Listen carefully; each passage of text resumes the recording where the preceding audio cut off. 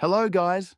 In today's video, I'm going to show you how to add click sound in a video using CapCut step by step, so let's get started first. Open your project in CapCut.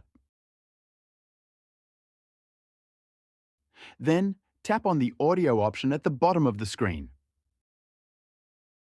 Next, tap on Sound Effects to access the sound effects library. You'll see many sound options. To find a click sound quickly, tap on the search bar and type click.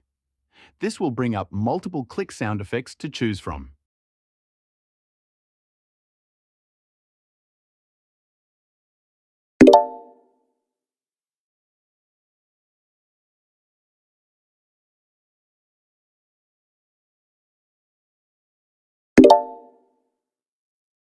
And that's it, you're done.